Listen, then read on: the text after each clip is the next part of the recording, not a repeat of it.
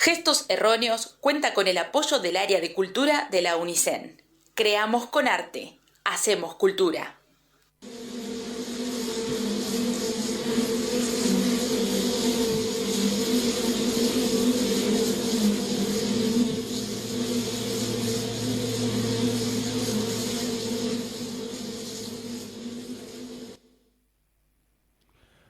Muy amable abre la puerta y hace pasar eso que no veo. Lo invita a compartir la mesa, le explica lo que no es fácil. Tan pronto estamos todos hablándole a esa silla con confianza. Si Natalia lo ve, así no todo es tan difícil. Mi derecho vital a ser un monstruo. A las 5 me harté, pero a las 6 te vi. Apostaría todo a la transformación. La palabra bardo se me aparecía por las paredes sin revocar. Donde los muertos se divierten. Siempre es el miedo de ser nosotros lo que nos lleva delante del espejo. Ni sentiría vergüenza del error o del deseo, que a veces son lo mismo. Bienvenidos, bienvenidas, bienvenides a Gestos Erróneos. Y damos comienzo a este capítulo número 40 de Gestos Erróneos, el último capítulo de esta temporada 2021. Antes de comenzar, voy a darle la bienvenida a quienes hacemos este programa, en la operación técnica, selección musical, movimiento de perillas, botoncitos y micrófonos, el querido Gabriel César. Hola, Gaby. Ahí está su gesto característico y silencioso. Hoy tiro besos, todo. Y acá a mi izquierda, quien conduce junto conmigo, que soy Darío Ledesma, Palito, el querido Facundo Di Paola. Hola, Dipa, ¿cómo andás? Muy buenos días para todos, todas, todes en la ciudad de Tandil. ¿Cómo estás, Palito? Otra vez, viste que el grito inicial dice, sí. ¿Cómo estás vos, Palito? Bien, ¿vos? Bien, intenso con este último programa del año. Último programa 2021. Recién pensamos, hicimos 32 capítulos este año. 32 capítulos. Bien. Muy bien. Regalamos Superamos el mes. Superamos el mes, claro. Pero bien. Bien, hermoso. No sé qué voy a hacer el miércoles que viene. No, pero bueno, tenemos que hacer algún plan. Sí. Hagamos reunioncita. Claro, ¿qué vas a hacer? Nos encontramos. Bueno, pero es el último capítulo. Igual, siempre se hace lo mismo. Te voy a preguntar qué leíste y por qué para abrir este capítulo el último capítulo del 2021. Muy bien, leí un poema de Maricel Santín, de su libro Historia Clínica. Maricel Santín es poeta, escritora, le escribe también literatura infantil y juvenil. En algún momento yo leí un poema de ella, en otro momento recomendamos un libro de literatura infantil de ella que se estaba vendiendo en La Buyanga, que creo que ya está agotado en La Buyanga. Wow. Muy, muy lindo libro, se llama Yo soy la reina, hermoso, lo sigo recomendando.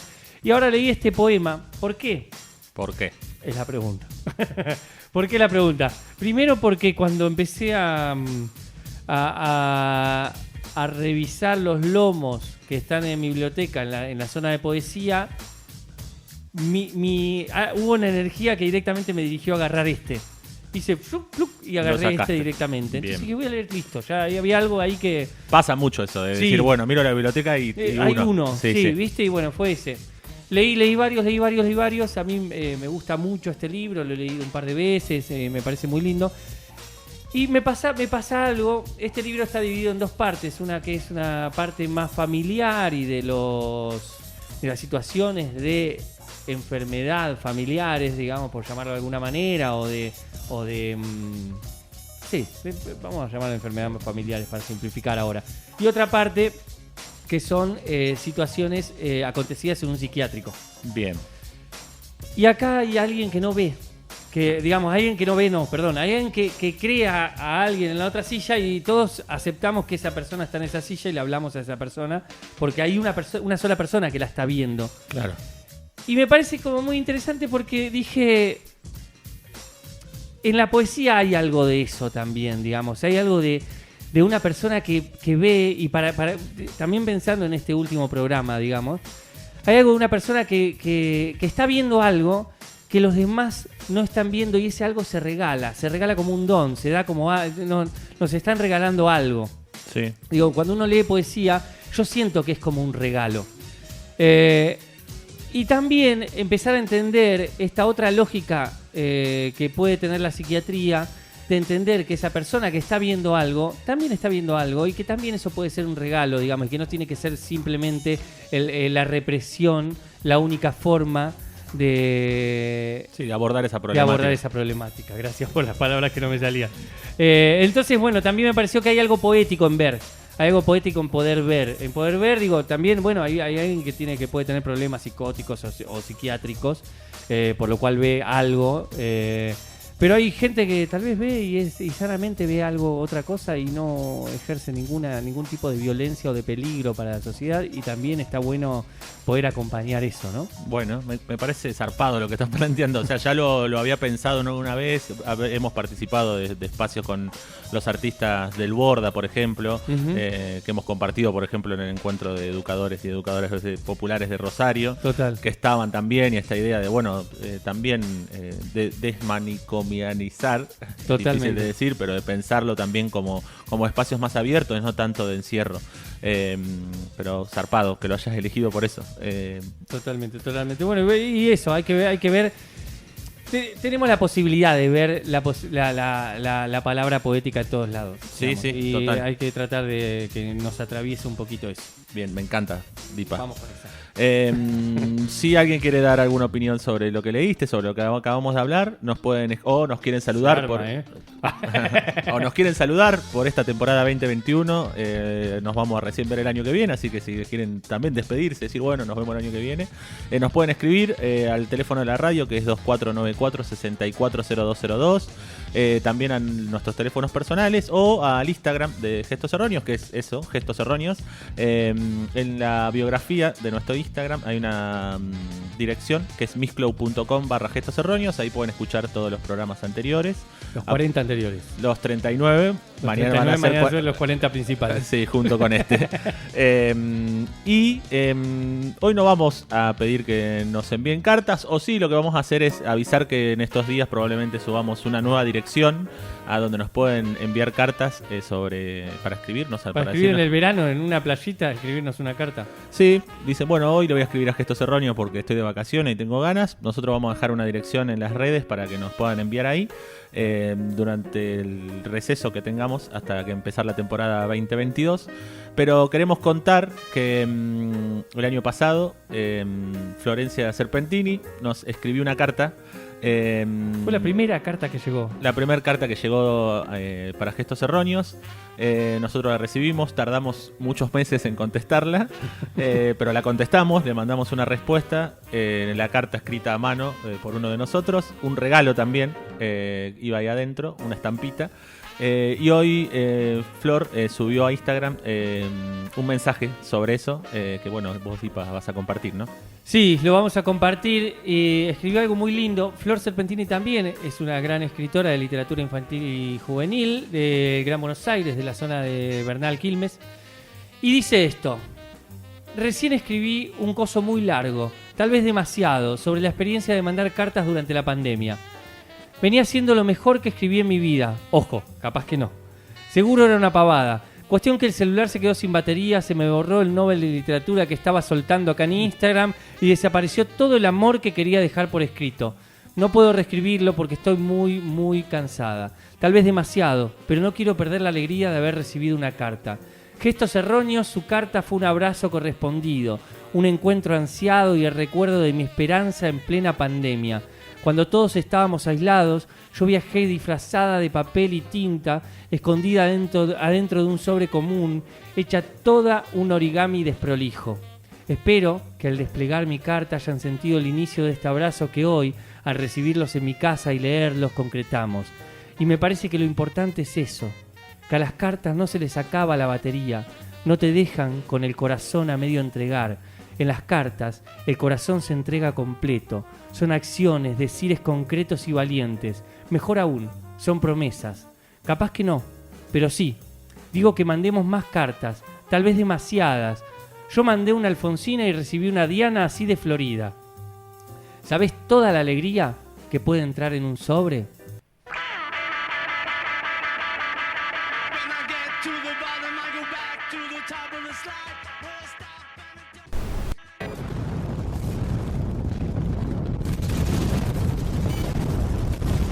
Gestos erróneos. Una trinchera literaria contra los operadores del olvido.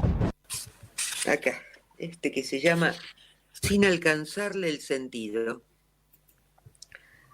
Hoy es 9 de julio y en mi país le dicen Día de la Independencia, como si hubiera sido así y aún no anduviéramos independizando, no siempre y sin lograrlo, de la maldita hambruna que nos encadena a estos de aquí y a los de afuera, mientras ellos festejan con cinta celeste y blanca. Es la pena más negra la de la panza vacía. Negro los dientes cariados, la bronca negra y negro el aliento del que no tiene trabajo, señores tan trajeados, pidiendo palo al grito de saquen ya estos negros y se mueran solitos donde nadie los ve. ¿Qué me querés? ¿Qué nomás ha sucedido sin alcanzarle el sentido a la dicha independencia de mi país? Blanco y celeste como el lomo de la historia, que se vuelve roja aunque les pese, cortando puentes y no la muerte, a escondidas donde el 9 se acomoda en su mentira 90 veces 9 y se festeje algo sobre la tierra.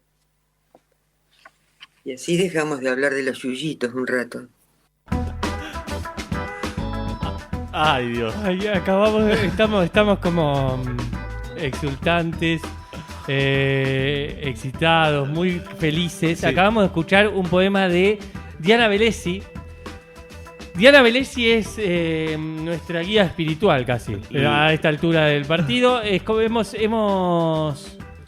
Fue invitada el último programa de la temporada 1 de Gestos Erróneos. La tenemos como invitada en este último programa. Es también inspiradora del nombre de este programa. De un poema que se llama He construido un jardín. De ahí sale unos versos y de ahí sale Gestos Erróneos. Exacto, de jugar con esos versos nosotros libremente, digamos. ¿Qué más? No sé, y bueno, hemos escuchado el poema He construido el jardín, lo hemos escuchado interminables veces. A mí me pasa algo específico con ese poema, que cada vez que lo escucho es una de las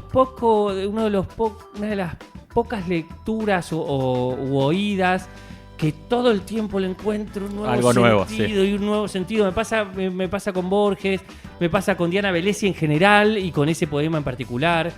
Mirá que ese poema lo hemos escuchado un montón de veces, ¿no? Sí, total. Y sigue dando sentidos. Diana, desde que fue la invitada al último programa de la temporada 2020, nos viene acompañando y apareciendo de diferentes maneras. En nuestro Instagram hay un collage muy lindo que nos regaló Enriqueta Viegas, que es para Diana. Desde ese momento se convirtió en nuestra estampita también. Estampita que le mandamos a Flor, a quien nombrábamos en el programa anterior. En el bloque anterior. También fue la invitada el día que murió Diego Armando Maradona. Sí.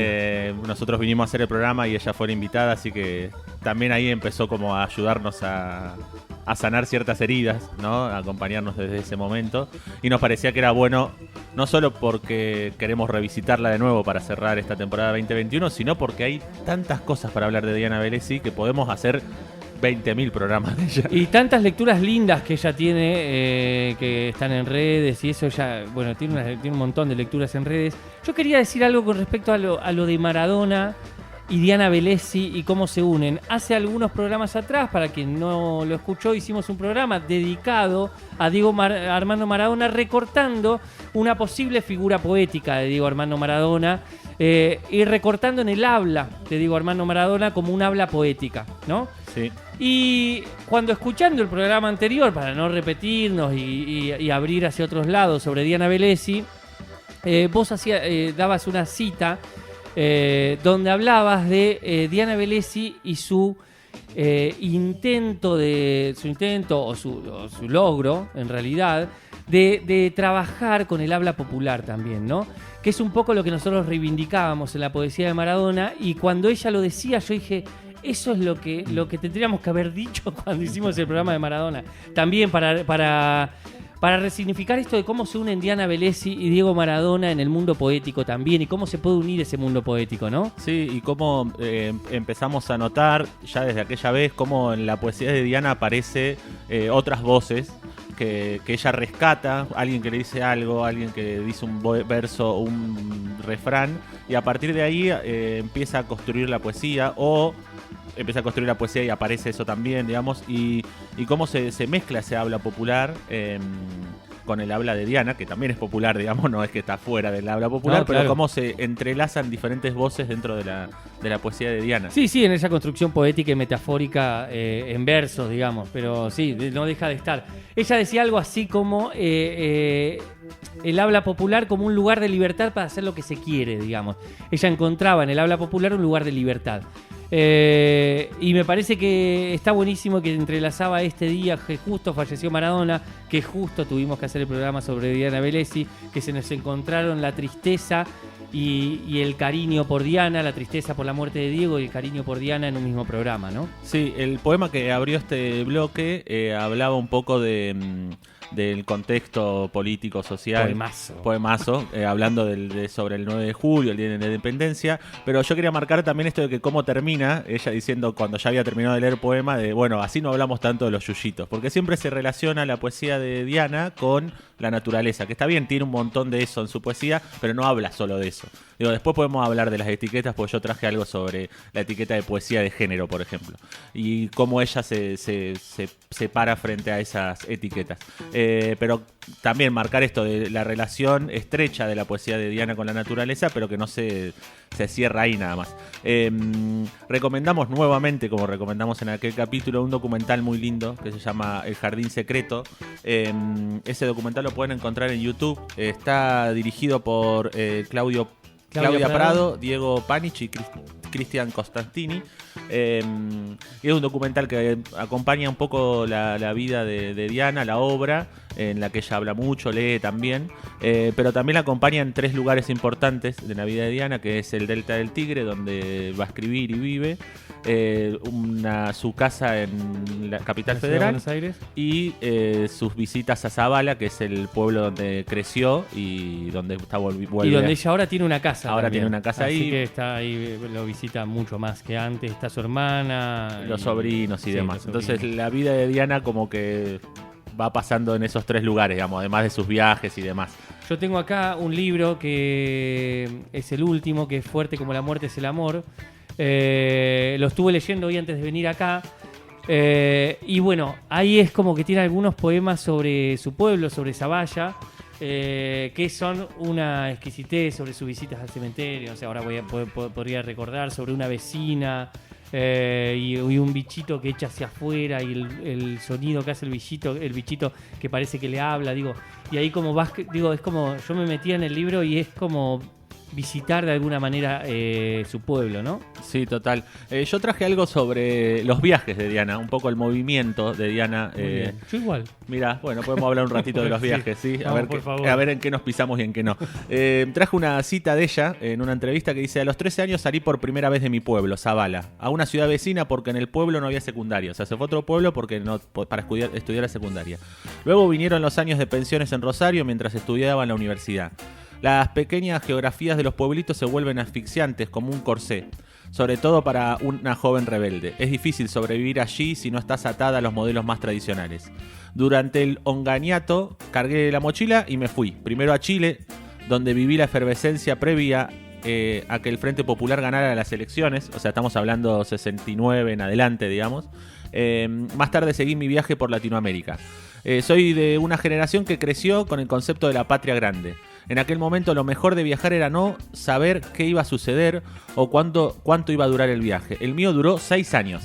O sea, arrancó en el 69 y volvió en el 76. Volvió un año antes del golpe del 76. ¿No? Sí, volví un año antes del golpe. Sí. Y me instalé en Buenos Aires, una ciudad de la que ya estaba enamorada. Luego las cosas se pusieron tan duras que me fui al Delta del Paraná en circunstancias históricas terribles que todos conocemos. Pero dice que no quería irse del país porque había pasado mucho tiempo fuera de él. A pesar de que en las islas no estaba ausente el terror de la represión, encontré un hogar. Estarme quieta en contacto con la naturaleza fue reparador, fue como volver al campo, volver simbólicamente a la infancia. Siento, y esto me parece que es la conclusión, me parece muy importante, siento que mi vida ha sido un constante irse y retornar, nunca al mismo lugar, pero siempre en un intento de volver a entramar pasado y presente. Digo, y ahí me parece que también aparece esto de cómo se va moviendo de un lugar a otro para enlazar ese pasado y presente. Totalmente. Bueno, en este libro, Fuerte como la muerte es la muerte, se ve también eso, digamos.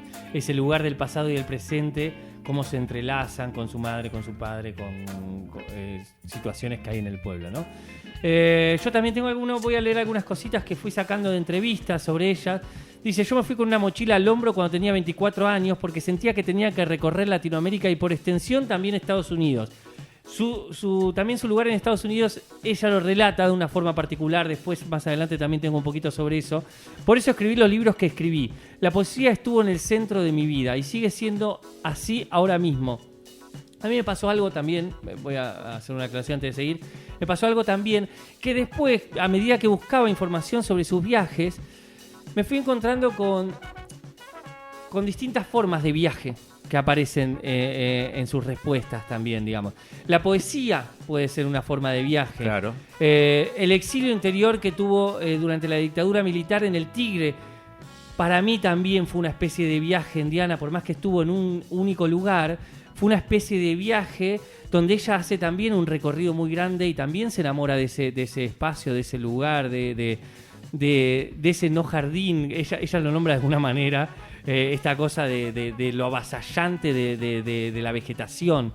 El río, la grandilocuencia de ese río, digo, un montón de cosas. Sí, el contraste de estar 6 años viajando y de repente llegar a un lugar y quedarte quieta. Y ella necesitaba estar quieta también, sí. Cuenta, digamos. Y me parece que es re interesante cómo empiezan a aparecer, aunque aunque ella no nombre un viaje, empiezan a aparecer cosas que son cercanas al viaje, aunque sea en esa quietud o ese estado en un solo espacio, digamos. Porque quietud no hay nunca, ¿no? Supongo. Yo me consideraba poeta desde los 13 años cuando empecé a escribir poesía. Era una poesía horrible, pero me sentía una poeta. Pasa que además leía libros de aventuras y en un momento fue eso lo que quise agarrar.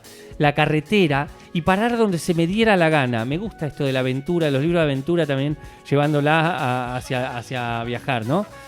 Así empecé a viajar y cada país al que llegaba me interesaba la poesía de ese lugar y me quedaba temporadas largas. Me interesa también este lugar de quedarte temporadas largas porque te gusta la poesía de ese lugar, digamos. Claro. No es porque, bueno, qué sé yo, no sé. Me gusta el paisaje, no, me gusta la poesía de este lugar, me quedo ahí un rato.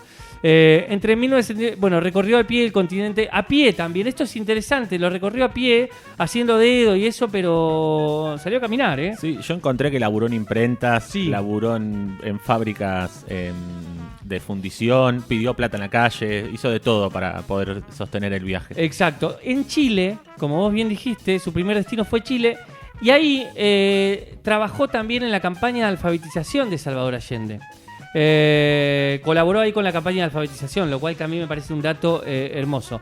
Tomó los Andes por el Pacífico y no paró. Trabajó de obrera metalúrgica, esto que vos decías, ayudante de pintor o pintora, no sé. Lavacopas, contrabandista. Dice contrabandista. No sé, ya lo habrá dicho en alguna entrevista. Acá dice contrabandista. Linda pregunta para una conferencia. Hola, Diana. Esto aparte creo que es de Paula Jiménez España, que es amiga de ella. Así que supongo que lo de contrabandista lo habrá puesto por algo. Contrabandista, no sé, puede haber contrabandear. Uno puede contrabandear pilchas. Claro, ropa, sí, total. Y fue durante esa itinerancia que publicó su primer libro de poemas, Destino y Peregrinaciones en Ecuador, comenzando la década del 70. Así que su Destino y Propagaciones fue publicado en Ecuador. Así como aquel viaje y la poesía, que también, dice ella, es un tipo de viaje, la han llevado por distintos parajes y circunstancias, nutriéndola de un conocimiento muy particular de la realidad sudamericana. En medio de aquel periplo publicó su primer poemario en la ciudad de Guayaquil, Ecuador. Sin embargo, así como ese poemario surgió en un momento temprano, su segundo libro emergió tras un largo silencio de casi una década, recién en 1981, al que intituló Crucero Ecuatorial, digamos. Ahí tenemos como un largo periodo de silencio donde no escribió. Bueno, algo más. Yo quería agregar en esto del viaje y sobre cómo nutrirse políticamente, espero no pisar algo que vayas a decir después. Dice Diana, a los 14 años llevaba la guerra de guerrillas del Che debajo del brazo. Dato. Luego, en la universidad formé parte de Malena, el Movimiento de Liberación Nacional, y más tarde me acerqué al trotskismo. Por otro lado, en aquella primera estadía neoyorquina, porque cuando hizo ese viaje estuvo un tiempo en Nueva York, me topé con las feministas norteamericanas de la década del 70, que venían de las luchas por los derechos civiles de las minorías y también se habían levantado contra la guerra de Vietnam. En ese contexto, las feministas y las feministas lesbianas produjeron un gran impacto en mi vida. Recuerdo la primera vez que vi a un grupo de mujeres preciosas que repartían folletos en una placita de Manhattan y llevaban en sus boinas botones que decían Lesbian Ignite.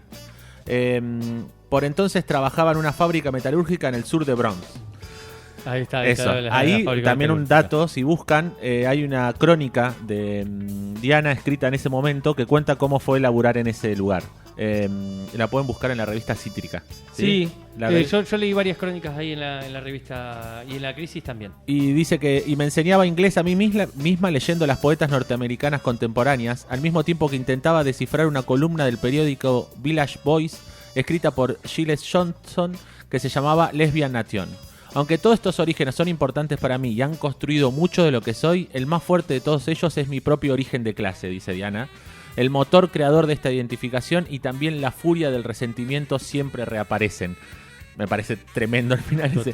Pero bueno, para marcar también cómo ese viaje en diferentes etapas y en diferentes momentos la fue nutriendo de diferentes cosas, digamos. Sí, yo ahí tengo también algo del viaje por Estados Unidos. Le preguntan, en ese tiempo Estados Unidos era distinto, ¿no? Era una Nueva York diferente. Ahora es una ciudad del dinero, asqueroso. En los 80 se pudrió Nueva York. Pero en los 70 todos los de clase media se iban a los suburbios y la ciudad quedó para nosotros, los negros, los latinos, las putas, los músicos, los artistas, toda la gente hermosa. Era como nuestra la ciudad. Me encanta, me encanta. Y después le dicen, ¿qué relación tenés con tu escritura? Es pasional, es un viaje interior que fluye y te desborda, y la escritura como viaje. Procuro al menos nunca se sabe que ocurra eso que pretendo y sea hondo y simple. Hondo y simple. Escribo siempre capturada por una tensión emocional muy fuerte sobre algo. Después, por supuesto, he ocupado muchos años de mi vida en la construcción de un oficio, como lo haría cualquiera con el suyo, que está al servicio de esa pulsión. Y después le preguntan, ¿cómo trabajás? Y ahí yo me anoté entre paréntesis, para mí, el trabajo como viaje y como movimiento, ¿no? Porque hay algo de eso, me parece, en su respuesta. Lo que vuelco en un papelito o en la computadora lo toco largamente, pero en cuestiones muy pequeñas, en minucias. La estructura sigue bastante ligada al original, en eso confío. En esa casa original que salió. Aunque en el detalle puede haber muchas pequeñas complicaciones, modificaciones, para que el canto sea más terso y llegue. Soy una reescritora que nunca reescribe las estructuras. Creo que escribiendo me siento viva. Ahí soy Diana, ahí. Todo el resto parece una preparatoria para esos momentos en que las palabras van apareciendo. ¿Qué hago? No lo sé. No lo sé. Eso tiene que decirlo el lector. Yo sigo algo, pero no sé muy bien qué es. En cada libro sigo algo. En su música, en la repetición y la variación que genera una obra, porque sin ella no lo haría. Es eso, una pequeña y constante variación sobre un espacio diminuto en el que me muevo, diría, internamente. Y ahí, ¿por qué yo lo relacioné con el viaje y me lo puse en el englobado de viaje? Porque, ¿qué es lo que pasa cuando uno viaja, digamos? Uno ve una totalidad que podría ser esta estructura y en realidad después se centra en los detalles de ese viaje. Digo, y esto es un poco lo que ella cuenta en relación a la estructura del poema. Hay algo general que está, que para ella funciona, digamos, que es lo mismo que cuando uno llega a La Paz, ponele. Llegás a La Paz, Bolivia, y la estructura general funciona. Sí. Digamos, uno ve una estructura general, está, pero cuando uno se empieza a meter en los detalles, ahí es donde puede extraer algo más de lo que tiene ese lugar, digamos. los detalles de la gente, de la charla con la gente, de comer en la calle. Sí, y que esos detalles, además, uno les centra atención en contraste a de dónde viene, digamos. Por ahí Exacto. te llama la atención algo porque no tiene nada que ver con lo que vos vivís, o sí tiene que ver algo con lo que Exacto. vos vivís, digamos. Me parece que ese contraste también es necesario en los Exacto. viajes. Y uno va a su memoria y recurre a su memoria para poder establecer un diálogo con aquello, ¿no? Que es un poco lo que hace Diana con su poesía en este ir y venir del presente al pasado, ¿no? Claro. ¿Te parece volver a escuchar a Diana? Por favor. Obvio. A ver si te voy a leer este o este otro. Espérate. Te quiero leer uno de unos chinitos. Te voy a leer este que se llama Día del Perdón. De todas las cosas que me han pasado en esta vida, son las inocentes las que recuerdo con hondura. Y más mientras los años a disparada como potros, en una estela de polvo también pasan y pasan. Pero el vicio nunca acaba de andar así ensuciando esa claridad solita que viene por encanto y por gualicho bruto se va de andar pensando fiero o pensando mal de esto o de aquello y sobre todo de la siempre linda inocencia franca para darle a los demás y más aún de la que tienen los otros o ganas de tenerlas de seguro como yo. Dar y recibir así de ida y vuelta y natural. Si miramos bien las cosas, qué fácil es perderse en belleza inocente que no calcula porque ve solamente hondura o ese espesor de la vida único al hacer las cuentas donde es llamado el instante que no nos dio cosa ninguna más que el alma entera y sabionda de saber nada se lleva y solo fue ganar, fue seguir en la montura sutil del viento.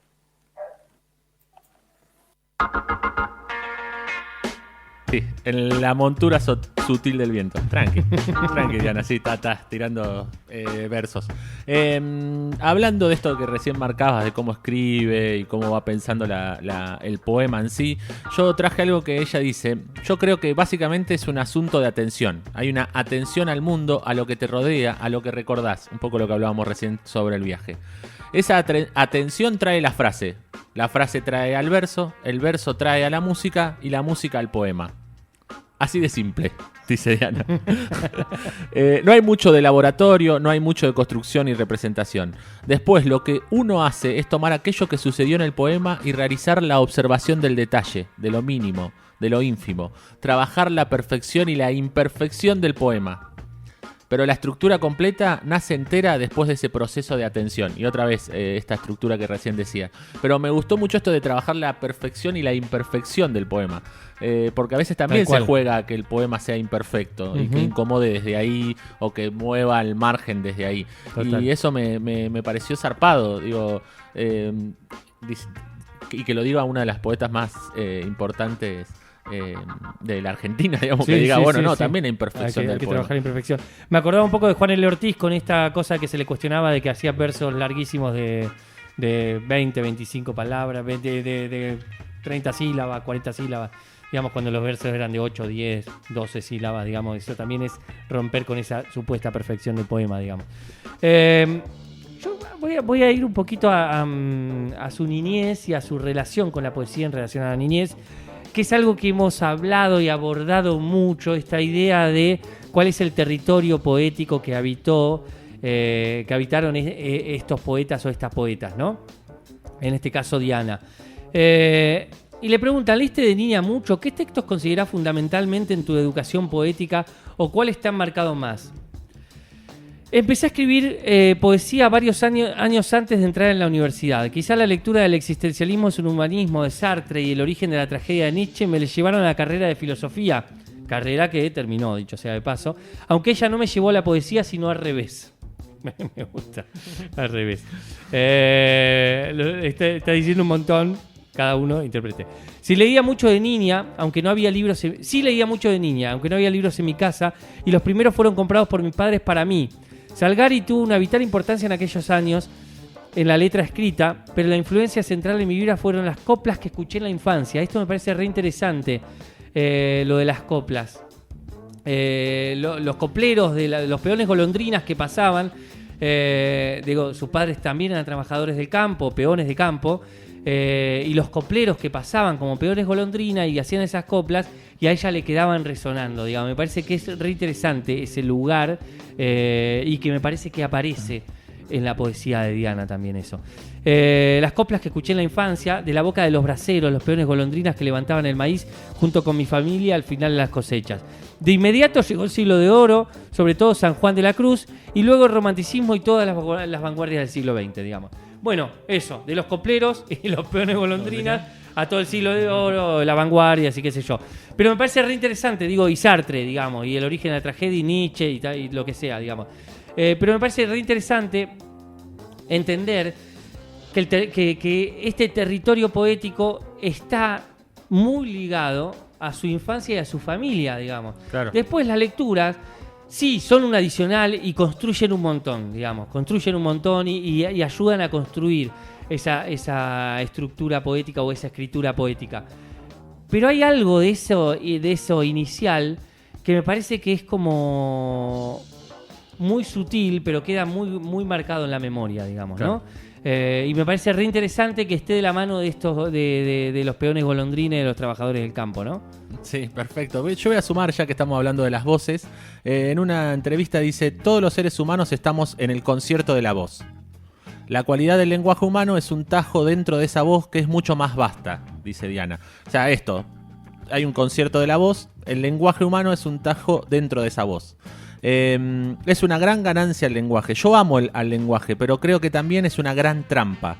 Es la cueva del mentir constante, porque el lenguaje tiende a fosilizarse y a ser usado al servicio de intereses no santos, o sea, no dignos. Y me parece tremendo eso también, cómo se fosiliza el lenguaje, cómo cuando decimos, alguien dice todo ese, hay un escándalo impresionante, por ir a un ejemplo rápido ahora, y dice: la poesía siempre intenta volver a hacer hablar a eso que se fosiliza, se cierra y está a menudo al servicio de esas cosas detestables, horribles o que te llevan a equivocaciones. Ese gesto de la poesía, de tajear la lengua para intentar que viva de nuevo, se parece enormemente al habla cotidiana que todos tenemos, que es también chiflada y liberta. Y ahí ese puente entre el lenguaje poético que tajea eso que parece fosilizado y el habla popular, y por eso me parece también como hoy charlamos de la aparición de frases o de refranes dentro de la poesía de Diana. Totalmente. Yo, volviendo un poquito a este tema de la niñez, me encanta igual lo del lenguaje, me parece como súper apropiado, me parece que es algo que ha aparecido en otros poetas. De hecho, me acordaba de Andrueto, que también dice algo parecido cuando la tuvimos como invitada. Dice: este es un recuerdo suntuoso. Me encanta que diga que empiece: este es un recuerdo suntuoso. Tendría 2 años o 3 en una mañana de septiembre y brilla el sol sobre las cosas. Mi mamá me despierta y me lleva en brazos a los fondos de la casa. Siento su olor, su calidez. Allí me dice dulcemente: voy a mostrarte qué es la primavera. Me señala las flores de paraíso y me hace sentir su perfume, la tibieza del sol y la frescura de la sombra. Y bailamos apretadas una en otra bajo el cielo de la primavera, sobre un árbol que aún no había brotado. Se posaban decenas de jilgueros. Fui feliz, el momento más feliz de mi vida, y en el ritmo y el silencio del amor de mi madre se selló mi destino de poeta. Canté en mi corazón. Eso escribió Diana en un texto, ¿no? Esto yo lo extraje no me acuerdo si de Paula Jiménez también, de una nota de Paula Jiménez. Y me parece como otra vez volver a ese mundo de recuerdos que forman la poesía de Diana desde el presente también, ¿no? Como ese hilo va de un lado al otro. Y cómo esto que hablaba, para salir un poco de los yuyitos en el primer poema, claro. Pero cómo los yuyitos están en su vida, digamos, de alguna manera, y cómo ella encuentra en esos yuyitos, por decirlo a su manera, una forma de mostrarnos otro color de la vida y de tajear este lenguaje fosilizado, ¿no? Me encanta. Te tengo una buena y una mala noticia. La mala noticia es que el bloque tiene que terminar. La buena noticia es que no quedó tanto material afuera, que podemos hacer otro programa de Diana Vélez. Y también te voy a invitar, si querés, para cerrar este bloque, que leamos un poema juntos, a 2 voces. no como el programa, sino que somos dos voces. No.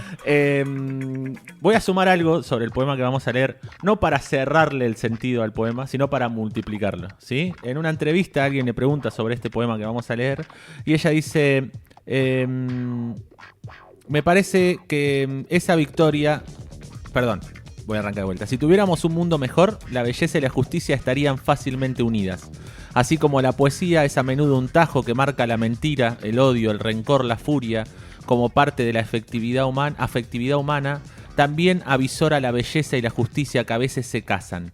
La poesía se encarga de las pequeñas historias humanas. Y con eso vamos a leer el poema. El poema se llama El Jardín de los Milagros. Temprano, en la mañana, mi madre intenta llamarme por teléfono y en la tarde luego me cuenta: tan hermosa noticia tengo, con una voz de aterciopelado misterio, muy serena y suave anunciando: la pequeña magnolia se abrió en 2 flores por primera vez. Hay justicia, pensé. Con un agua dulce que se abría paso en mi corazón. Esa magnolia que ella plantó bajo la mirada de mi padre, años atrás diciéndole melancólico: si no la verás florecer, tarda tanto. Y yo, verano tras verano, mentía un poco, o creía, o pasaba revista de las pequeñas magnolias florecidas que supe visitar en una placita por Colegiales, a donde robé a aquella reina blanca, perfumada y frágil, que vuelo aún en la distancia como si fuera. Como si hubiera sido una hostia pascual, o el cuerpo de la amada, la comunión con lo bello del mundo, como mi madre. Lo siente ahora y lo dice en esa voz que me parece el cantar de los cantares. Florecerá, la aseguraba, el próximo verano, ya verás, y hoy ha sido visto. Esta vez se unieron belleza y justicia para ganarle juntas las dos al tiempo. Tienes la niña que besa las flores, saluda a los pájaros y canta. Reflexión de Alejandro Dolina sobre las relaciones vacías. Un hombre que está muy metido en su vida no cuenta muchos chistes. ¿Cómo vas a estar reunido con la familia y decir: che, ¿sabés el cuento aquel del japonés que quería ir al baño? No. Hace 8 meses que no te veo y soy tu cuñado, qué sé yo, tu hermano, ponele. Y no me contás que estás triste, o que estás alegre, o que estás indignado, o que viste algo que nunca habías visto, o que estás pensando que el tiempo pasa y la vida se te va. No. Me contás el chiste del japonés. No quiero oír ningún chiste. No quiero encontrarme con compañeros míos del colegio que me cuentan un chiste. Peor, ni siquiera un chiste, sino un chiste que me contaron cuando estábamos en el colegio. No quiero eso. Quiero otros compañeros que tengo. Personas malísimas por otra parte, pero de una enorme tonicidad, que no hacen esa clase de homenaje, de rememoración, de recuerdo perpetuo, que han dejado la lámpara que los ilumina en aquellos tiempos. A mí me gusta el que va con el farol en la mano, el que me dice: esta mañana me escupió en la cara una mujer muy hermosa. Eso quiero, que me cuenten lo que les pasó hoy, lo que están soñando, lo que les está saliendo mal.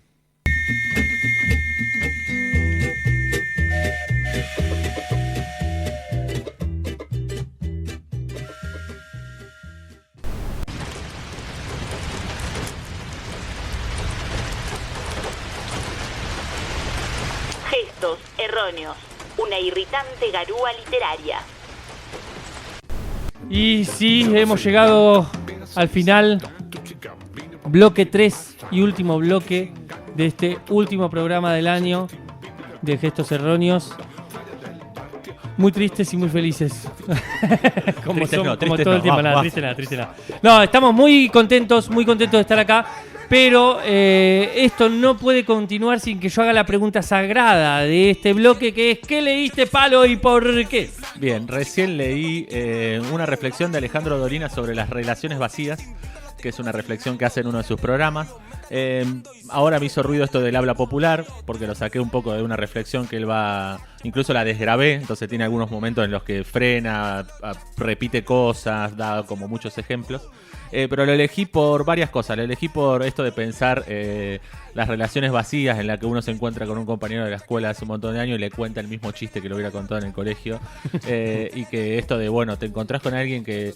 Incluso un chiste que le podrías contar a alguien que no conoces en una sala de espera, digamos, toda esa reflexión. Pero también me gustó lo del otro contraste, lo de interesarte las personas que no dejaron esa luz allá en el pasado, que no se creyeron esto de... el director de la escuela que te dice cuando estás terminando la secundaria que se termina una de las mejores etapas de tu vida, sino que le interesa a estas personas que van con el farol en la mano, como iluminando de nuevo el camino.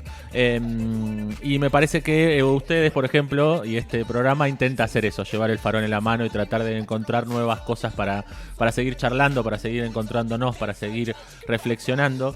Y también esto de no quiero que me cuentes un chiste, sino que me cuentes qué te pasó y qué soñaste, qué soñaste, qué te pasó, por qué estás mal, digamos. Me parece que este programa durante todo este año intentó hacer eso, pensar en los sueños que tenemos, pensar en lo que estamos mal y a partir del lenguaje poético tratar de pensar y repensarlo y encontrar un camino para luchar contra eso.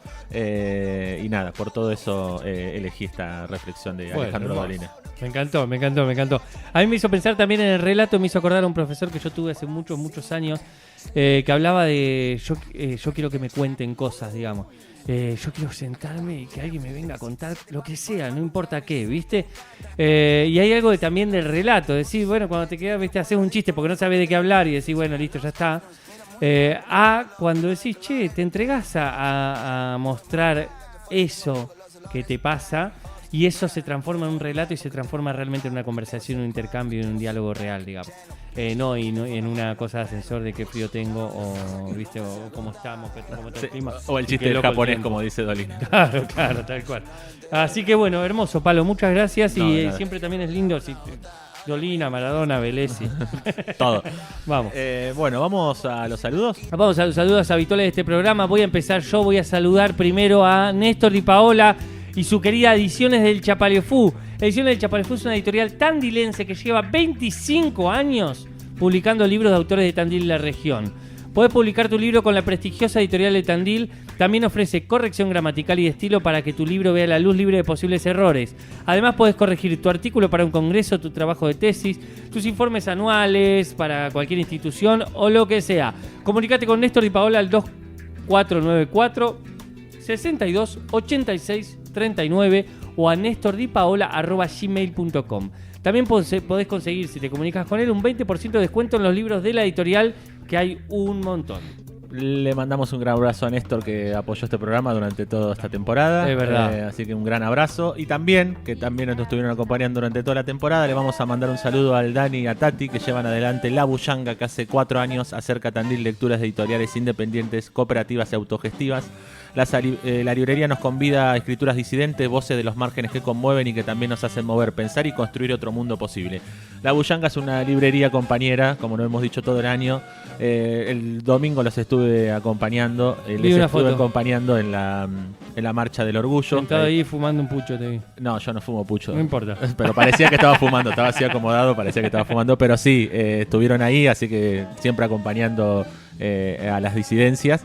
A la Bullanga la pueden encontrar de lunes a viernes de 10 a 13 y de 15 a 19. En realidad ahora con el verano se estira un poco más, capaz que 8 y media, 9 todavía están ahí. ¿Matecitos ahora? Y sí, además la Avenida Colón.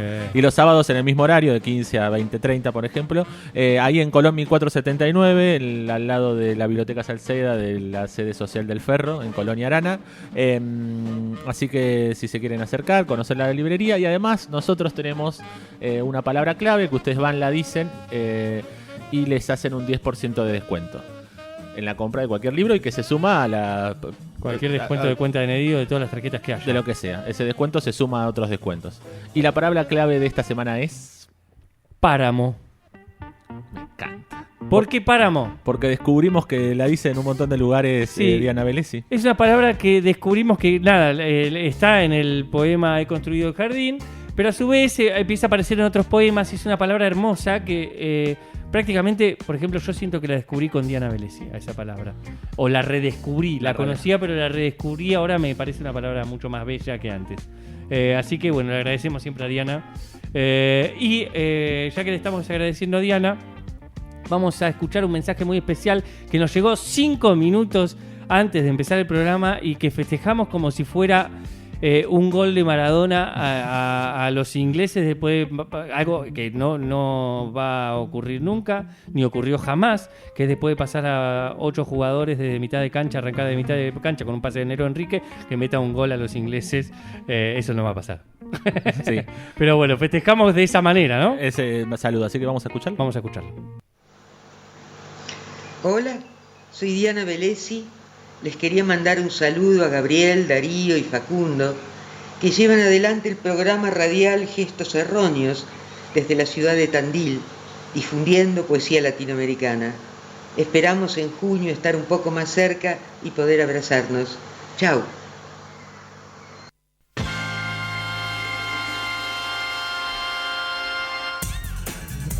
¿Cómo no vamos a festejar esto? Hermoso. No lo puedo creer. Hermoso gesto de Diana, mandarnos este saludo. Ahí dice que en junio van a pasar cosas. Ahí dejamos el misterio. Ahí con puntos suspensivos. Y bueno, nada, hermoso. Queremos agradecerle un montón este saludo.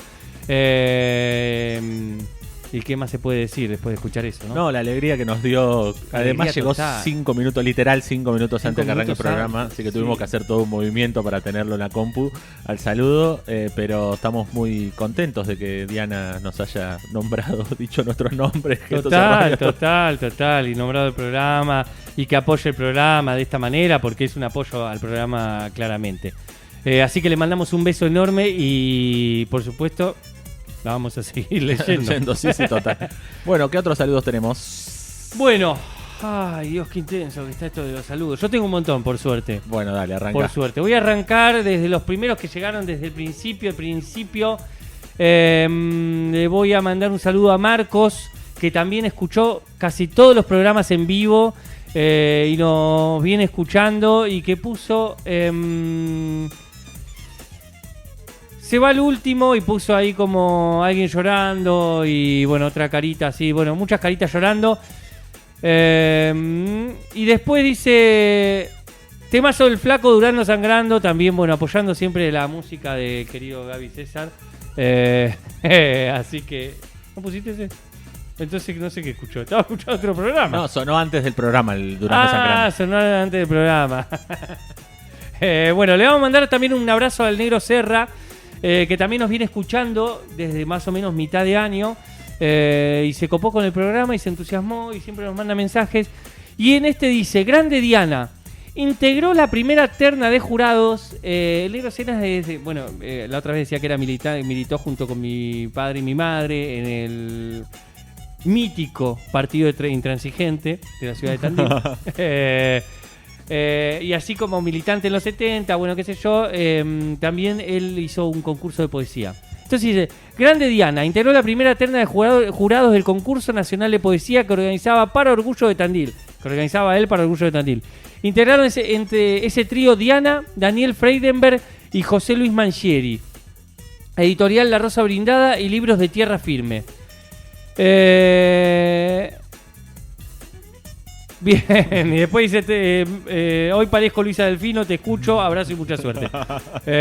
Así que bueno, le mandamos un gran abrazo al Negro Serra. A Lucia, le mandamos también un gran abrazo, que también nos saluda por el último programa del año. Ya que saludamos a Lucia, vamos a saludar a Yula también, que nos manda un saludo. Dice que espera que haya salido hermoso, porque llegó tarde a escuchar escucha el final del programa, pero que espera que nos lo hayamos disfrutado y se emocionó con el mensaje de Diana, obviamente. Qué lindo, gracias Yula.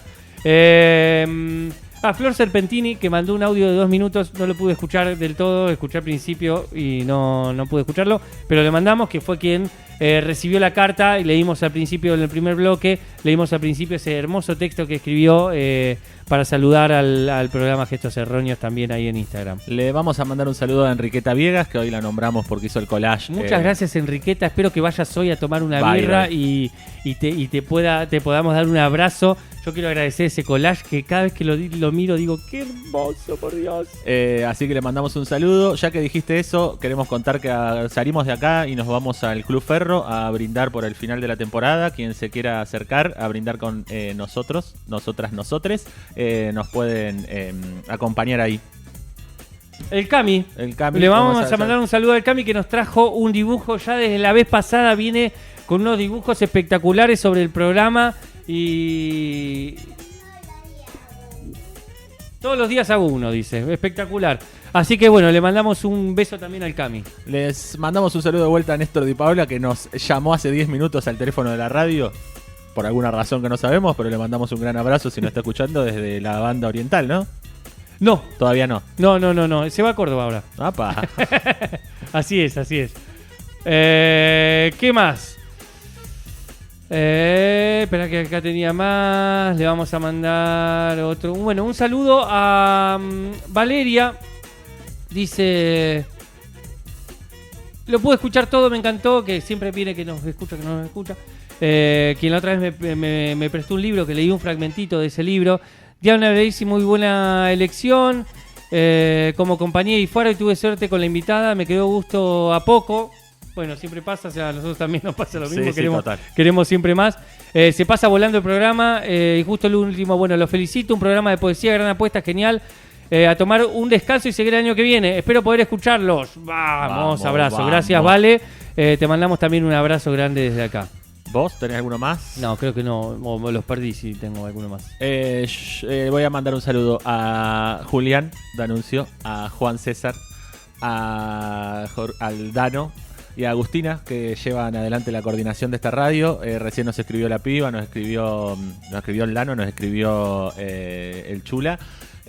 Agradecemos a la coordinación de la radio que confíen en este espacio, que confíen en nuestra palabra, en nuestros consejos, en nuestras sugerencias, en nuestros delirios, que nos acompañen en cada idea que tenemos, que planteamos, que pensamos que podemos llevar adelante en conjunto.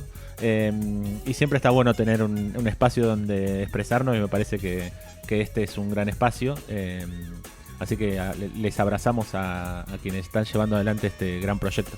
Sí, le vamos a mandar también un saludo a la gente de Cultura Unicen, sí, y a Sofi Chévez, que también desde el primer día de esta temporada que nos dieron el ok con todo y nos apoyan desde el primer momento.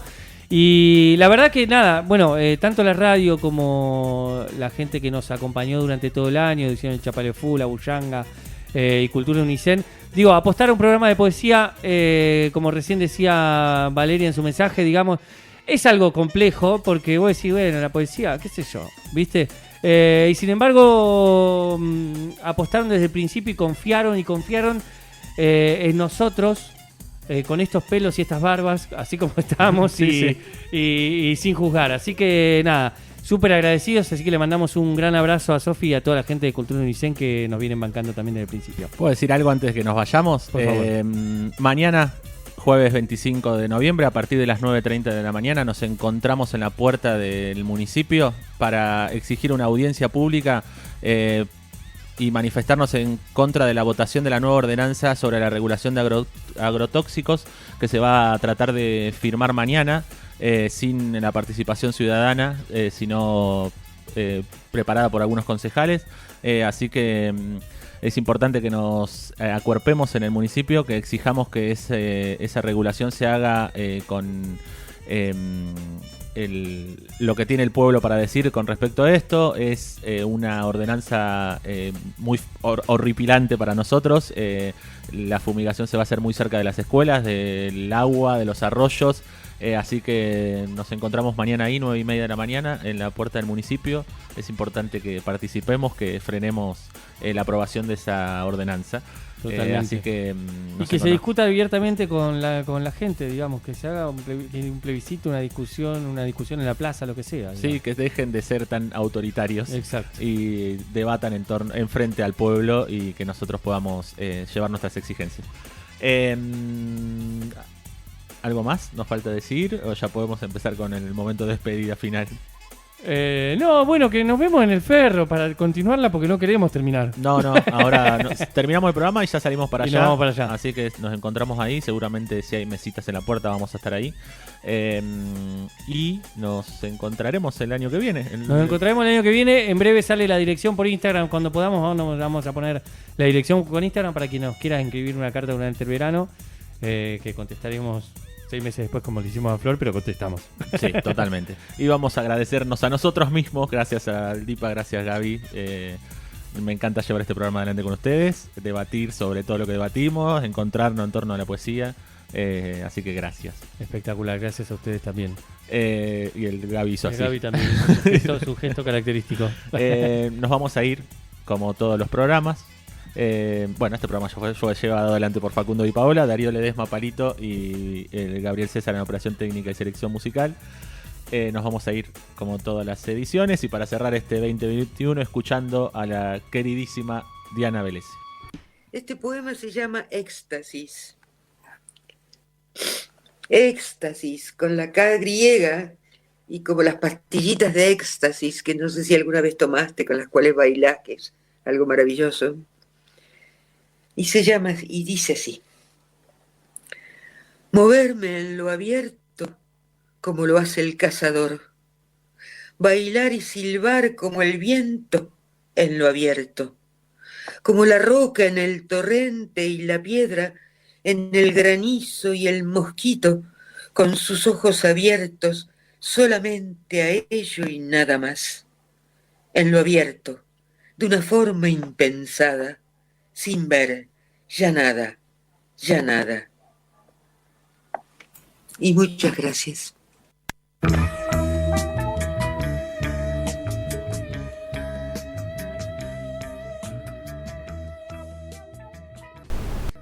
Gestos Erróneos cuenta con el apoyo del área de cultura de la UNICEN. Creamos con arte, hacemos cultura.